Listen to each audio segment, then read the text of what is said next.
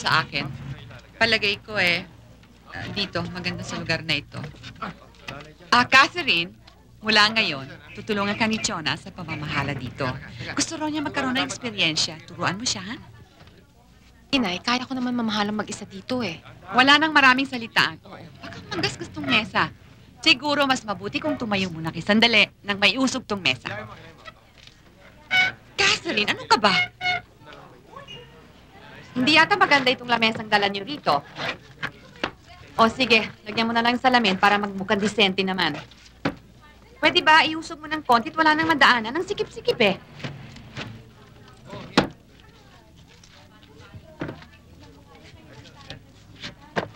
Abay, tingnan mo ang kabastusan ng batang ito. Hindi bale, Tita Minda. Kaya ko naman pag-aralan mag-isa to eh. Lisa, asikasuhin mo ang trabaho mo.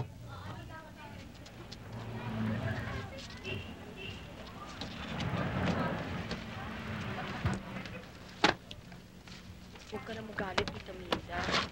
Ako na nag-aalala eh. Baka mamaya dahil sa bago ako, nagkamali-mali ako. Pasensya ka na rin. Naintindihan dito. Kumonsulta ka na lang kay Lisa. Tulungan ka niya. Madali lang naman eh. Sakaling merong dumarating na deliveries, tanggapin mo. At kung kinakailangan na bayaran, ay kunin mo yung mga resibo at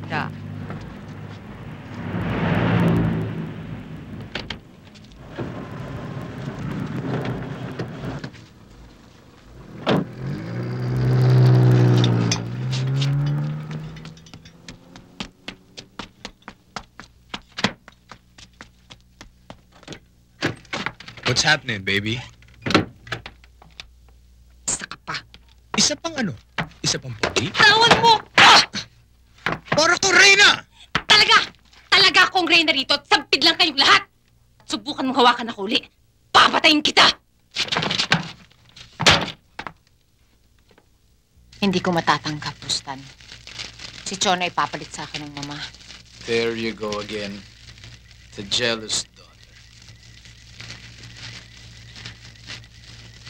Based on your story, sa tingin ko, binibigyan ka lang ng iyong mama ng isang makakatulong sa inyong negosyo. It's a family business. Let's face it, Catherine. Whether you like it or not, Chona is already a member of the family.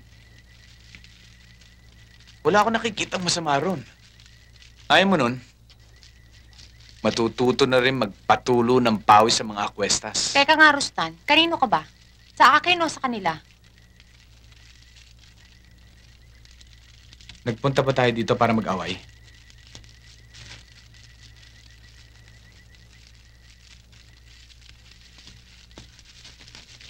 Ang hirap sa'yo, Catherine eh. Buhat nang dumating sa buhay ninyo mag-ina ang pamilyang yun, sobra ka na mag-react sa mga nangyayari. Ako pa ngayon ang mali. Kung pwede ko lang iwanan ng inay. Bakit hindi? May sarili na siyang pamilya.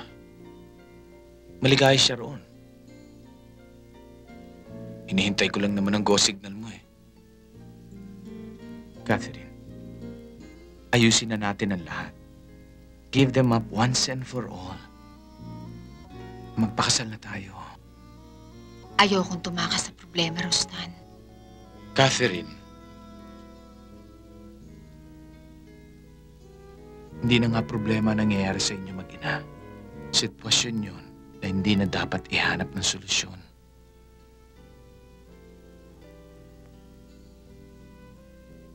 Tsaka, alam ko naman magpapakasal ka sa akin. Hindi dahil sa gusto mong umiwas sa mga problema. Hindi dahil sa...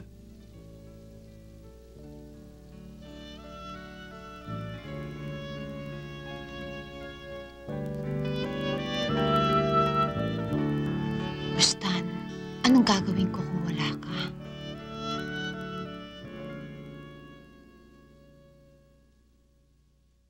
Lintik na Chona yan.